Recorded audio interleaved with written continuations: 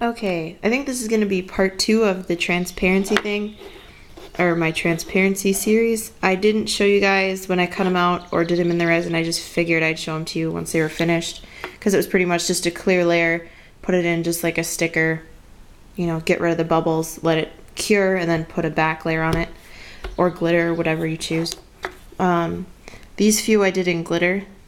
This is a band symbol, and I think they turn out really nice. This one turned out really nice. I like it. Here's another one. And the red kind of got over the mold into this one because it's an ice cube tray mold. So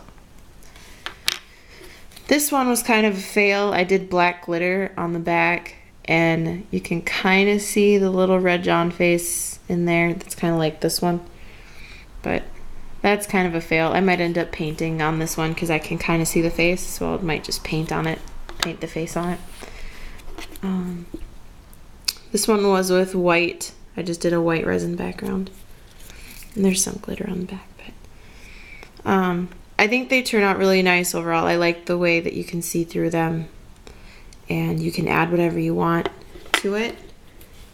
And they didn't bleed. I didn't Mod Podge these or anything because somebody on Resin Addict said they didn't need a Mod Podge there, so I tried that, and it stayed on there really, really nice. This one's with a glitter mix of white and holographic, and I think it looks really cool. Here's just one with bloody hands. Here's another one with bloody hands in a longer mold. I had to cut it to fit in this one, but this one fit pretty well.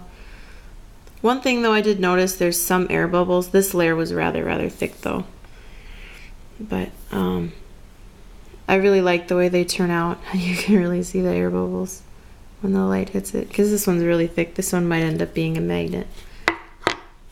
And then this is the red John face. It was up straight and it kind of floated over, but I think that's okay. It looks kind of cool like that to the side, and it did stick up in the back just a hair, but you'd never really notice. But overall, I think I'm going to end up using transparencies a lot more for stuff that I want, but I'm not going to use a dark background for sure.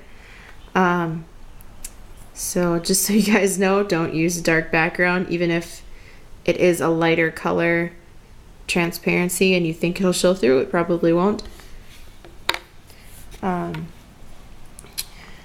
But overall, I think they look really cool, and if you don't want to do like temporary tattoos, this is a good alternative to that.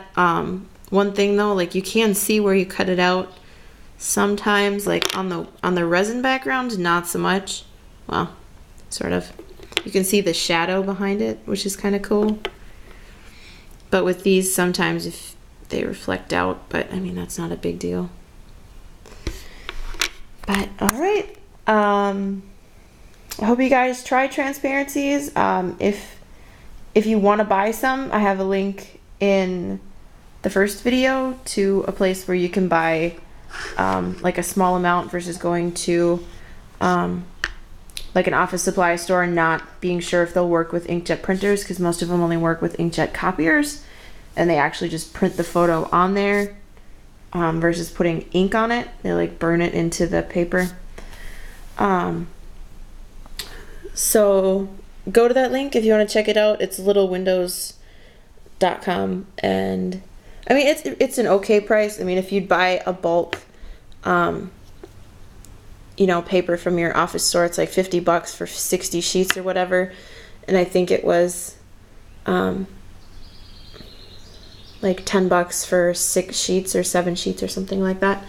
But it's 8 by 10 sheets, and they're probably going to last you a long time unless you do really large amounts of resin. Like this was probably only like a 4 by 6 that I printed the whole sheet with images, but this is the only ones that I cut out. So bye.